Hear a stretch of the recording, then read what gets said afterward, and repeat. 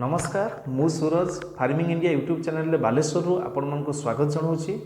दर्शक बंधु आपण मन प्रथम रिक्वेस्ट करदेवी आमर ये जो नुआ चैनल क्रिएट कर सब्सक्राइब कर दिंतु जहाँफल कि आम फार्मिंग को लेकिन जो नुआ नुआ वीडियो सब अपलोड करूँ सीधा सड़क आप पहुँची पार।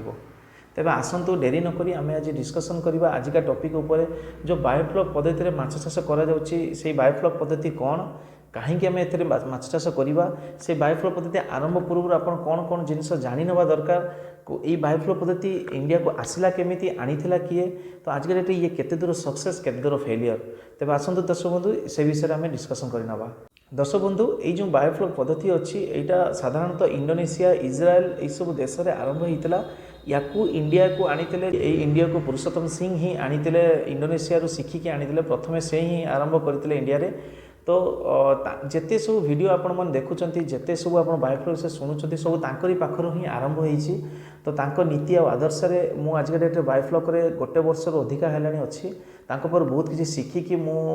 बायोफ्लॉक चाष किछि पैसा इनकम करिछि चाष आरंभ करा जाए केमिति कौन आम आगु को बढ़ुचु से विषय आपन सहित डे टू डे नुआ नुआ वीडियो सब अपलोड करी जो पुणी थे आपको रिक्वेस्ट करुँच चैनल को सब्सक्राइब करनी जहाँफल कि जो वीडियो सब अपलोड करी आप सीधा सड़क देखिपारे। तेरे वीडियोटी को बड़ न करी आसतु दर्शक बंधु जानी नवा जे बायोफ्लॉक पद्धति रे चाष आम करवा कहीं पोखरी चाष बायोफ्लॉक चाष विषय भितर कौन प्रभेद रही। तेरे दर्शक बंधु आपण ये गोटे छोट स्केच बनई ब्लैकबोर्ड रे जहाँफल आपण मैंने जानीपर बायोफ्लॉक माछ चाष आ पोखरी माछ चाष पार्थक्य कौन रही कहीं आज बायोफ्लॉक माछ चाष को आम अधिका गुरुत्व दौचु तो ये जो मैंने आम पाक ट्रेनिंग नहीं जाइए से फिगर डायरेक्ट जानीपे कौ विषय में आलोचना करने जाऊँगी कि जो मैंने आम सहित नुआ जड़ित होती से काइंडली टिके फोकस कर देखूँ अल्प समय आप पूरा क्लीयर हो बायोफ्लॉक कहीं माछ चाष करवा। तो दर्शक बंधु ये जो गोलेटा मुझे काटी यहाँ हूँ आमर पोखरी बा बायोफ्लॉक टांकी तो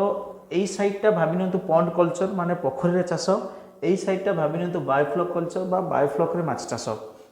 तो आम तो दुईटा सारे तो फीड देवु खाद्य देवु तो आम जो खाद्य दौ से टाइम रे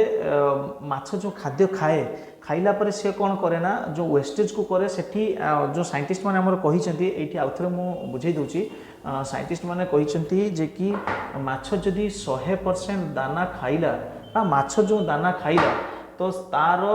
70% सी टोटाली वेस्ट करे मात्र 30% सी गेन करे तो ये आमर 70% ऑलरेडी अच्छी वेस्टेजटा जो मल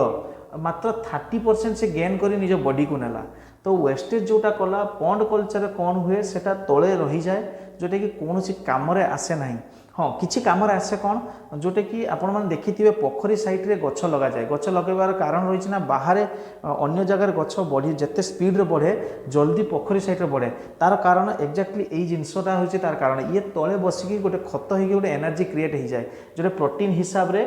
माने गछ ताकू नहीं निए नेला फल पोखरी साइड रे गछ जल्दी जल्दी बढ़ी जाए किंतु सेठी माछ पई कौन प्रकार काम आसे ना 70% आम टोटाल वेस्टेज है मात्र 30% आमर माछ बॉडी पे काम आसे तो सही जिनस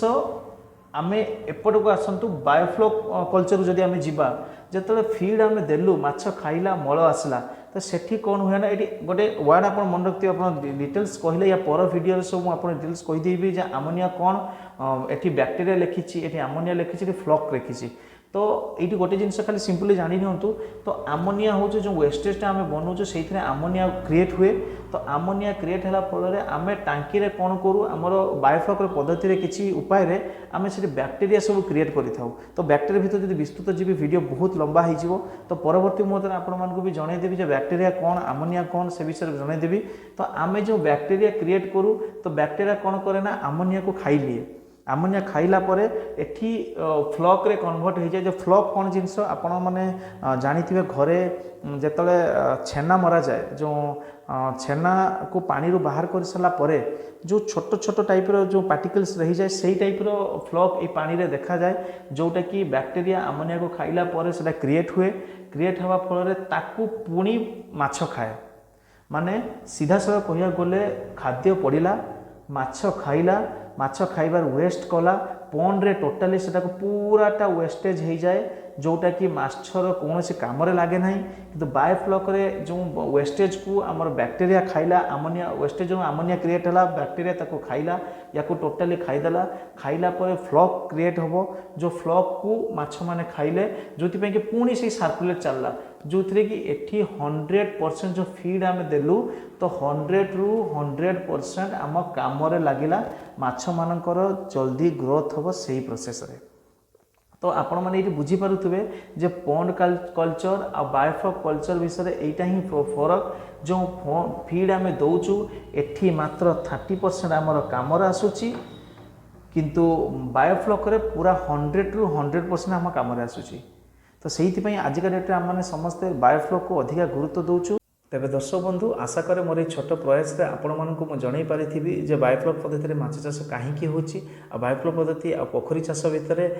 कौन पार्थक्य रही। दर्शक बंधु मुझे छोट अनुरोध करी जे मार्केट में बर्तमान बायोफ्लॉक पद्धति बायोफ्लॉक रू चाष को लेकिन बहुत ठकामी शिकार लोक मैंने होती तो से ठकों ठार बंचिकी रुहतु। जदि कौन प्रकार सहायता बायोफ्लॉक आसिया पूर्व किसी जानापी चाहूँगी तो स्क्रीन में मो नंबर देती डायरेक्टली आप मो सहित कंटाक्ट करेंगे। मोर स्वप्न अच्छी जो कि आमर जो बेरोजगारी भाई माने बहुत मात्रा शिक्षागत योग्यता थी भी से आज बेरोजगार रही